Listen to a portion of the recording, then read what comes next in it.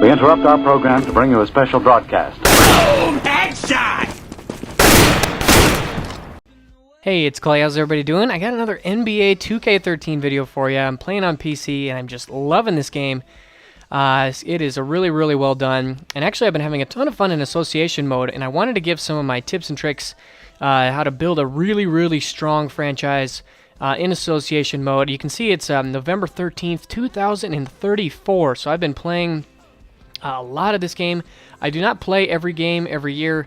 I do a lot of simulating, but I'm finding a lot of enjoyment building up a strong team with trades, free agency, and drafting, drills, all that good stuff. So I definitely wanted to just give you guys some of my tips and tricks because this team that I got right now is absolutely beastly. My point guards are sick. This dude is probably one of the best in the league. He's been a really strong player for me for a long time. Then I got these two big guys that are just beasts. And they're all really young players, and if you take a look at my potential, you're seeing A's and A pluses all across the board, except for my backups. But so anyways, let's just go ahead and get into it. The biggest thing that I want to advise you guys is to really invest in the draft. Now, it seems like in the draft, the top maybe 10 or 15 picks are really the only ones that are worthwhile. Everything below that, the players start to fall into the 60s, and you're not going to find any potential ratings above a B. So drafting in the top 15 is definitely important. And if you're winning, it can be really difficult to get into those picks, but it can be done. And the biggest things that I would suggest that you guys do is by using trades. The first thing that you should do is check NBA.com standings. And if you go ahead and you want to find the worst teams in the league, so the Hawks, right this year, the Wizards, even going to the power rankings is not a bad choice, and just finding the teams that are probably going to do poorly. Kings, Hornets, Wizards, so the Suns. Those teams are the ones that you're wanting to target because you want to get teams that are going to be bad at the end of the year. And it's the earlier that you can get it, the better, because the later that it gets into the season, obviously you have the trade deadline, and there's a, the closer that they get, if they're on 15, they know they're going to have a high lottery pick. So the faster that I could get a draft pick from the Kings, the better. Now, another trick is to let's go ahead and try to make a trade with the Kings right now. Is to actually not necessarily go for their current pick, but go for next year's pick. Let's see here. We were looking at the Kings, and let's see. Okay, so they've got. There's already been a bunch. I've already done a bunch of trading that you can see. But what I did is you can see they don't have any first-round pick for next year. And because what I did was I traded a couple of other first-round picks that I had for next year's first-round pick. And that's a really good strategy as well. So let's go ahead and, like this pick right here from the Jazz. Let's go ahead and take a look at, they value it with 1 star. And then if you look at how they value their current pick, they value that with 1.5 stars. So the game engine always values the current first-round picks more highly than next year's first-round picks. But if you get into a habit of doing this, you'll have a consistent stream of really good first-round picks that you get for a bargain. But all it means is that you need to be building for years to come. And it helps if you do this consistently. If you do it every year, if you can try to scrape together a couple of really nice first-round picks, that's definitely the way to go.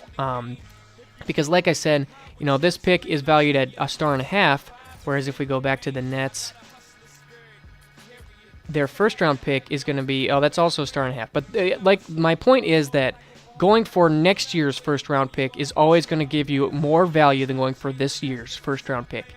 So definitely look into the future when you're trading for first-round picks. Now, the next thing that I would recommend is trading away aging stars. So if you look, I've got a ton of value right now. And so looking at this current team, this Bishop guy, he's 33, he's at 91. He's probably maxed out. He's probably not going to get any better.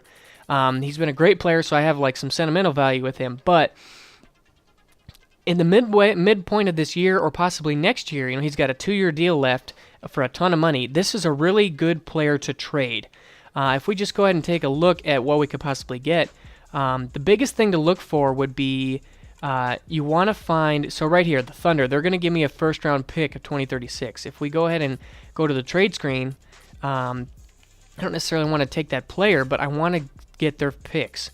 So if I could get these 2 first-round picks for this aging player, that's going to give me a lot of value. Because really, with Bishop, he's 33 years old.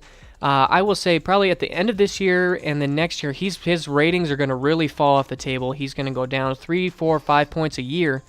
And after 2 years, he's going to be an 80. After 3 years, he's going to be a 70. So he's really does not have a ton of value left. Whereas if I trade him now, he's 4 stars, but next year he's probably going to be 3 stars. So these aging good players are definitely so this type of a trade will give me a ton of value. Now, the next thing that you really need to take a look at is your team chemistry, because chemistry has a huge effect on your overall rating progression. Now, as you can see, a lot of my guys are feeling really good. This guy was favorable, but satisfied. We definitely want to make sure that guys are getting what they want. And the biggest problem that I run into, like with this guy right here, is he's actually not starting, but I actually have his status as starter. And you can do that. You don't have to have 5 starters. You don't have to have 1 sixth-man and 2 role players. You can kind of break the mold a little bit. So if we go ahead and take a look at my rotation, you can see that not only I've got 2 star players, I've got a total of 5 guys starting, and then a bunch of sixth-men. So I'm definitely not I'm not using a very traditional lineup. I'm using some freedom and flexibility to try to keep these guys happy. And also in terms of minutes, you're definitely going to need to spread out your minutes, because you've got your star players. So Humphrey and Brock right now, they're my beasts, and I want those guys to be on the court. But if I give them both 35 minutes a game, Barnes and Adkins, these guys are going to be ticked, and they're going to be really annoyed, and I'm going to have a hard time getting them to continue to become better players, because if they're not in a happy place, they're not going to get any better. So you really got to keep that in mind. You got to make sure that you're checking your roster frequently, and if you hit the right stick, I believe, you can see what the agent is telling you. So he says everything's good, but sometimes they'll tell you if they want an increase in role or if they want an increase in minutes. So either way, so let's go. So this guy, he's happy with the minutes and the role. So those are usually the 2 things that you can change. And it definitely makes a huge difference. It's extremely important to make sure that your guys that your overall team chemistry is high, because then your players will continue to progress. Now, the biggest thing also that I want to show you, and I can't actually show you right now, but using at the end of the season, if you can actually use it's called untapped potential. So the very last thing that you do before you start a new season is you have your players go and do drills, and you don't actually control them. You just send them to these training camps, and they improve in the certain areas that you ask them to. So there's outside shooting, inside shooting, defense, awareness. There's a whole bunch of different camps that you can send them, and one of them is untapped potential.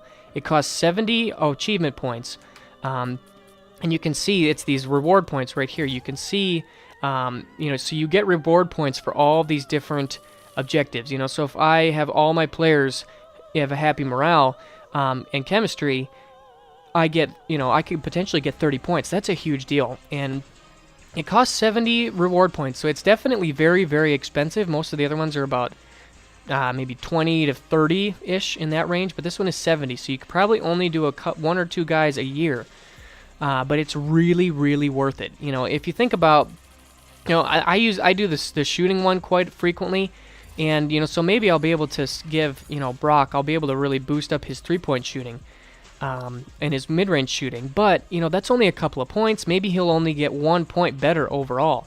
Now, if you contrast that with using untapped potential, for a guy like Myers or Gilbert, he's 21 years old, he's 79 overall, he's A+ potential. If I actually sent him to untapped potential this past year right after I drafted him, and his potential went from about 88 to 98.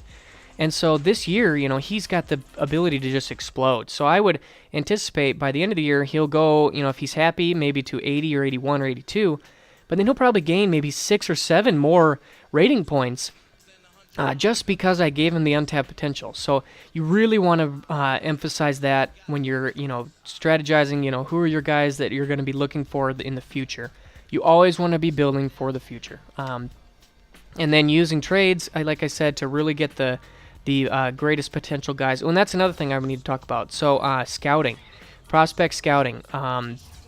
You know, I'm pretty confident that I'm going to be able to get a couple of top 5 picks. So I'm going to be scouting the heck out of these 4 players specifically. And the biggest thing you're looking for is potential. This is absolutely everything. Overall means nothing. Potential means everything. You have to go for the guys with the big potential, because there are top 5 picks that, you know, maybe they're going to be 85 overall, but they're going to have a C+ potential. So literally from the day you draft them, they're never going to get any better.